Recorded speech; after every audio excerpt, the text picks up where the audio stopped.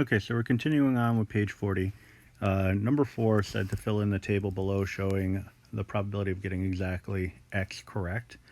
A nice nifty little shortcut for doing this would be to use the stat editor in your calculator. So what I did was I typed in the numbers 0 through 5 in L1. And what I'm going to do is I'm going to go right up onto L2, hit enter. Well, on your calculators, hit enter. For mine, it already automatically puts the blinking cursor into L2. And so what I'm going to do is I'm just going to type in second vars. Right? I'm going to look for the one that says binom PDF. All right, usually option A, but it may not be, so just look for the one that says binom PDF. It asks for the number of trials, right? So we had a total of 5 trials. There were 5 questions. The table has a maximum X value of 5. There's a number of different ways you can come up with that. So I'm going to type in 5, comma, probability of success on any one question. We covered that in question, well, at a minimum question 3, but you know, I don't want to say common sense, but if you have a multiple choice question with 4 choices, one of them's right, 4 of them exist, so you have a 1 in 4 chance of getting them right, or getting one of them right. All right, so 0.25 or 1 divided by 4, however you want to write it. Now here, instead of just putting in an individual X value like 0 or 2 in the last question, I'm just going to type in L1, so second 1, and then close them up and hit enter, and it'll populate the list of L2 with the probabilities, binomial probabilities corresponding with the X values that were stored in L1. Now, the little iffy thing about this is, on my calculator, it just gives a rounded value, but the true value is actually stored in. So for mine, you just got to kind of believe me. But on your calculators, once you hover, you actually bring, I was going to say hover, but there's no hovering with these. Bring the cursor right onto the particular entry at the bottom of the screen. It'll show the more exact decimal value. So it'll say 0.000977. Right? But it really doesn't matter what you write in the table because the calculator has the true value stored in. Right? So in number 5, it's asking for us to find and interpret the mean of the distribution and to show your work. Well, the mean of the distribution would be just using this information, right? So what we're going to do, the showing your work part, that's a little dicey because, I mean, it's a little extraneous to ask you to show the work to find the mean. But if you needed to, what you would do is you'd multiply your X by P of X values.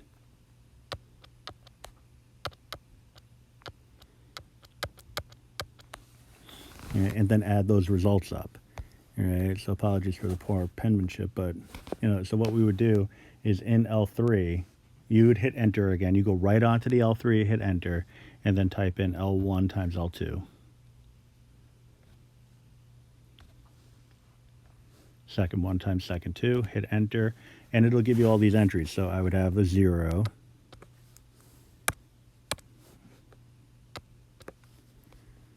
about a 0.4, roughly, you know, because these are all rounded anyway. All right, so I'll just write 0.4. 0.264 times 2, 0.5273. That feels right. It's reasonable. So I'm gonna put a rounded value though, because the calculator is gonna add it up. I'm just gonna write 0.53. Then 0.26. Because it's 3 times the 0.08-ish. Then 0.0586, so about 0.06. Then the last one is about 0.005. So then if I had to add all those up,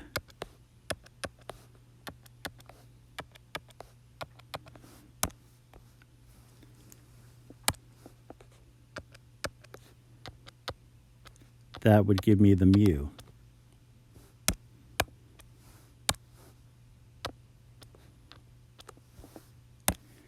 All right. And again, it's not something that's why I'm saying showing the work is kind of dicey, because what work are you really doing? You're letting the calculator do the work. So to get the sum, I wouldn't actually add the values up. I'd go to second list, go to the option that says math, so right arrow twice, hit the sum function, and then type in L3 and hit enter. All right. So shockingly, maybe we get exactly 1.25. You know, in this class, there really shouldn't be anything too shocking.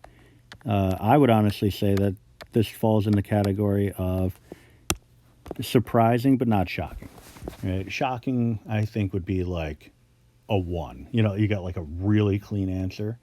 But you know, as long if it's a decimal value, I suppose that could happen. What are your, you know, expected values? You know, the mu 1.25 as an expected value is really just telling us, you know, the number of questions we expect to get correct just by guessing. All right, so this is the number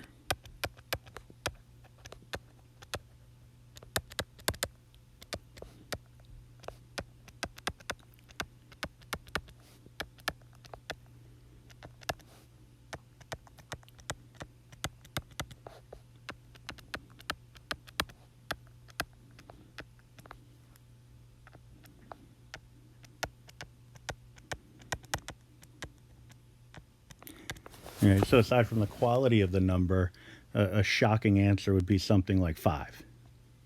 Because if I'm going to guess on all of the questions, I would be shocked if I got them all right. All right. Getting 1, maybe 2 of them right, I'm not shocked by that. All right. The standard deviation, there's a reason why I didn't give enough room to do that, because that's not something I would expect you to do by hand. And we did an example of how you can come up with the mean and standard deviation of a probability distribution by hand, but that was just to kind of give you an understanding of, you know, the nuts and bolts of it, not any indication that I would ever actually expect you to do it. The mean, though, you know, it's a little bit of a different story. Sometimes you're just going to choose to do it by hand, because sometimes it's just easier to do it by hand than it is to even type the data into your calculator. Right. So here, what I'm going to do is I'm just going to hit stat, calc, option 1. My initial data set was in list 1 and list 2.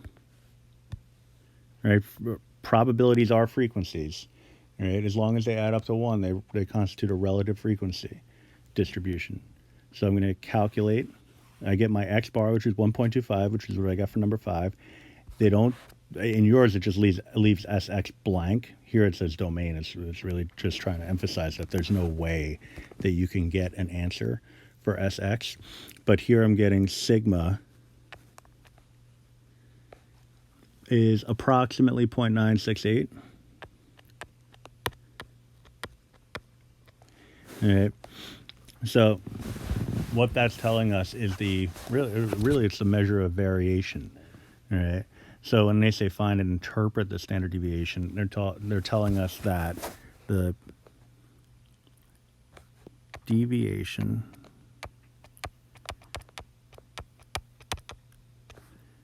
or spread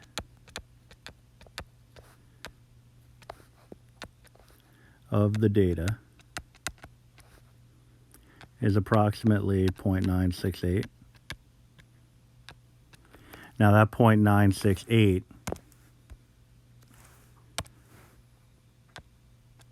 would be questions correct. All right.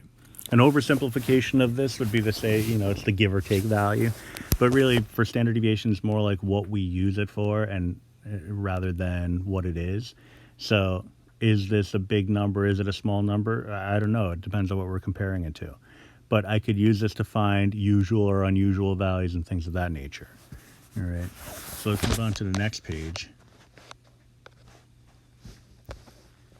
and talk about at least, at most, and stuff, and, you know, stuff along those lines. So what is the probability of getting at most 3 questions correct? So the interpretation here is, if we're talking about getting at most, assuming my pen wants to turn on. At most would mean 3 questions or less, right? So, well, you could also say no more than 3 questions, right? But I think that makes it even more complicated, right? So we're saying x could be equal to 0, 1, 2, or 3. All right. So at most is 0 through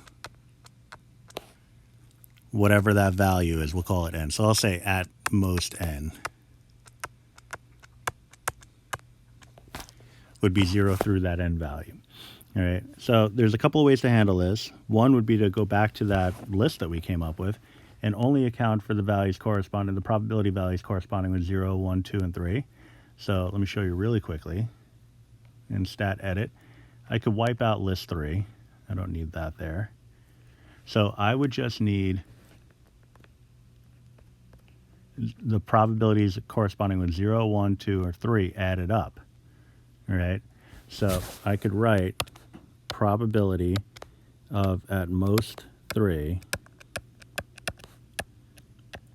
would be equal to the 0.23, well, it's approximately 0.24 plus 0.4 plus 0.09, I'll say,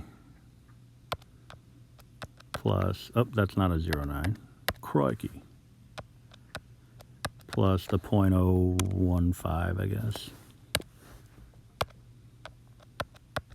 Now, again, we work with the exact values in the calculator or the more exact values in the calculator. But, you know, it's a way of doing it. I wouldn't want to personally type all that stuff out. So let me show you a fancier but more effective way of doing it. So what I'm going to do is I'm going to reproduce L2 in L3. So I go on to L3 and hit enter. And then I'm just going to type in L2 and hit enter. And then what I'm going to do is because remember, there is the 0th entry there. So for the probability corresponding with the 5th and 6th values in the set, which are, you know, in L1 of 4 and 5, those probabilities, I'm just going to delete those. And then go back into my home screen, second, stat, math, 5, and then take the sum of L3. All right. So that gives me my probability of getting at most 3 questions correct. All right, so 0.984.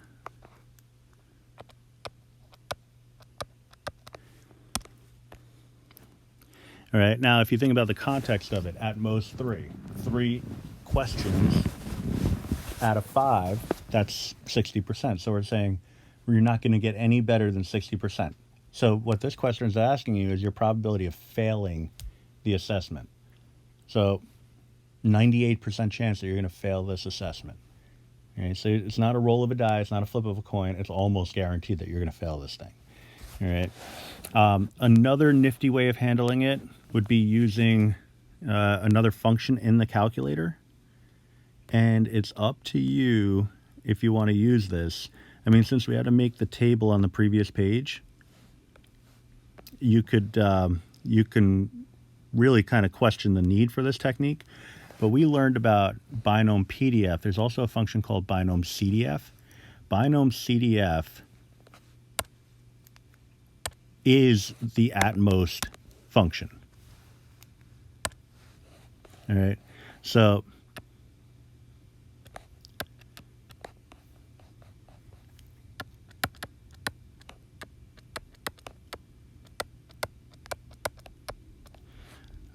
at most n. So we'd have n trials, probability of success, and then our x value corresponding with, well, actually, we could designate the number of trials any way we want. At most, you know, r if we're going to let trials be n. It really doesn't matter. But whatever this number is, this is your at most value.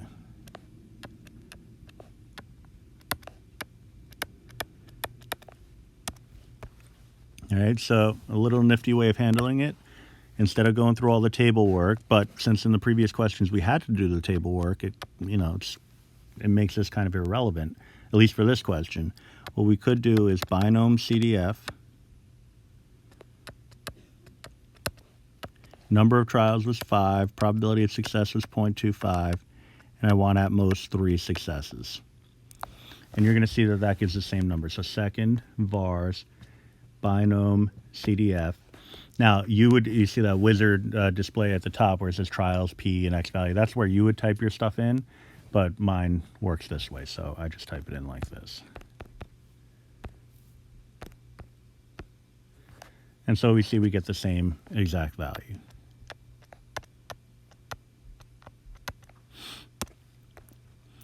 But then you might look at it and say, well, what about number 8? What's the probability of getting 3 or more?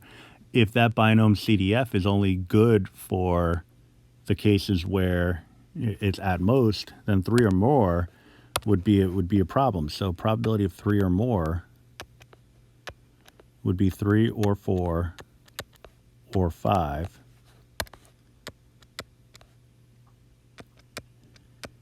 But this would be the same as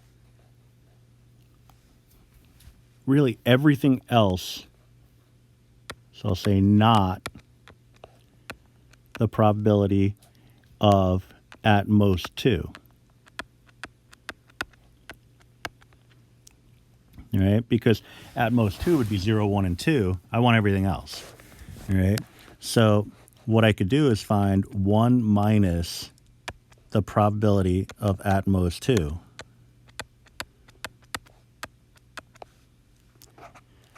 So binom CDF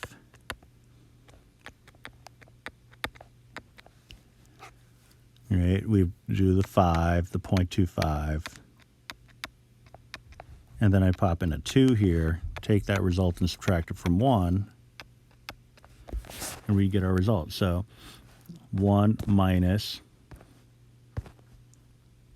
binom CDF, 5, 0.25, 2, and we get this number, so about 0.104.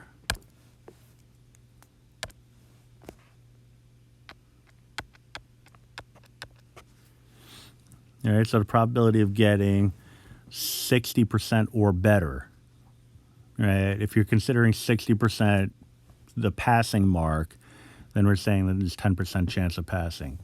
Right? Now, it looks like in the previous question we were considering 60% as failing, so you can go either way with the interpretation. So anyway, if you didn't like that technique, you could still go with the table approach. And again, in both methods, the calculator's doing all the heavy lifting, so what does it matter?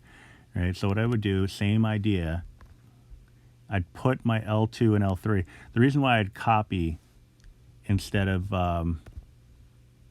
just editing L2 is because, like you probably just noticed, I needed that information in L2 for more than one problem. So if I start deleting stuff out of L2, then I'm out of luck if I need to, I'd have to retype it back in.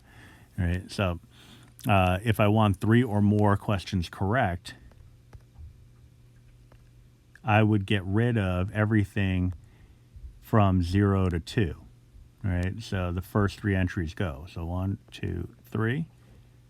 And then I would just do the sum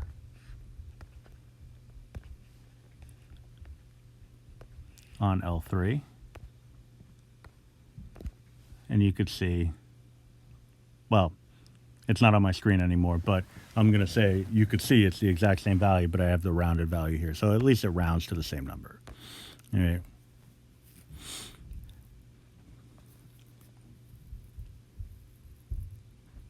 So, big question. Like what technique is the better way to go? It's really up to you. The table method is always going to work. Binom CDF is always going to work depending on how you set it up. So am I going to require you to do it one way as opposed to another? No. So if you like one method more than the other, or if one way makes absolutely no sense but the other way you think you can kind of reason it out, then your choice becomes a little bit more clear. Now, number 9, it says recompute the mean and standard deviation using these 2 new formulas.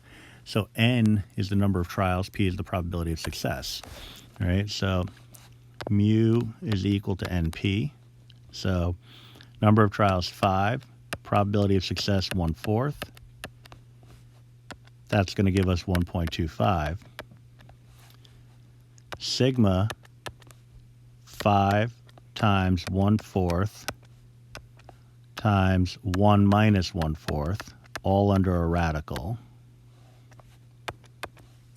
So 5 times 1/4 times 3/4.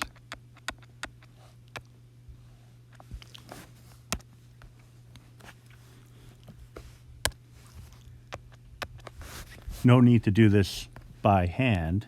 I mean, even that last step I didn't have to do by hand. I'll just type it in.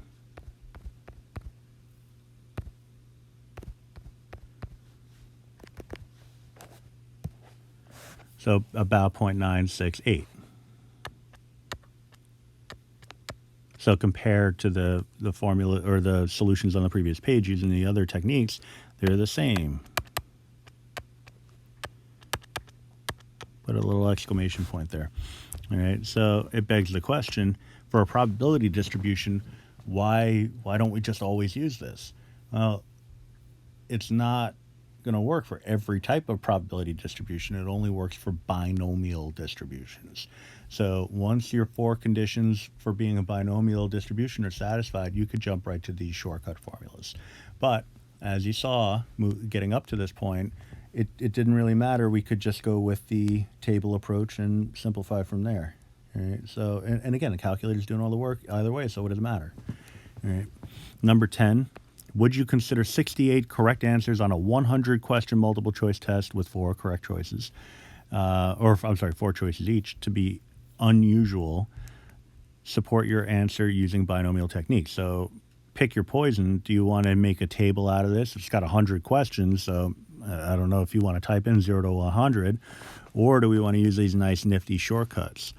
All right, so we have mu is equal to NP, so 100, still a 1 in 4 chance, 4 possible answers. That's 25, so that's kind of nice. Sigma 100 times 1/4 times 3/4.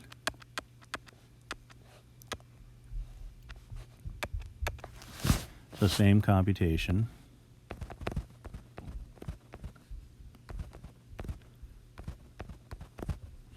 So about 4.33. I won't write the 0, but if I wanted to go 3 significant, that ought to be there, I guess. To be usual or unusual, we have to determine mu plus or minus 2 sigma. All right, so the mu is clean, but what I'm going to do is I'm going to store that value, that sigma value in as A, and just do 25 minus 2 times that A value. So 16 point, well, if we're going to 3 significant, it's going to be 3/4. And then just a quick second enter. Change your minus into a plus.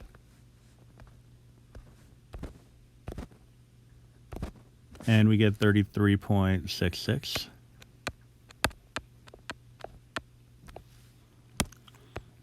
All right.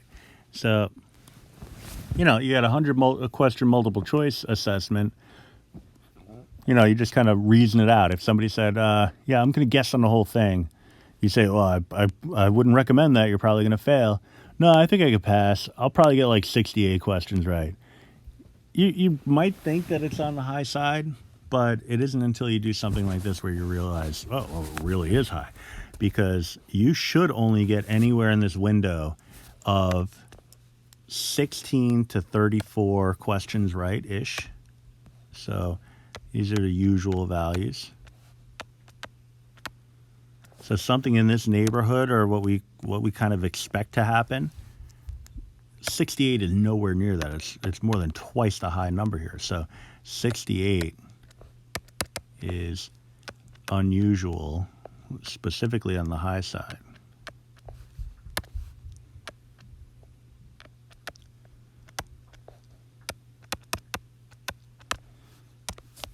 All right. So the person that's coming up with this idea of not studying but just randomly guessing on a 100-question multiple choice test is being very, very foolish.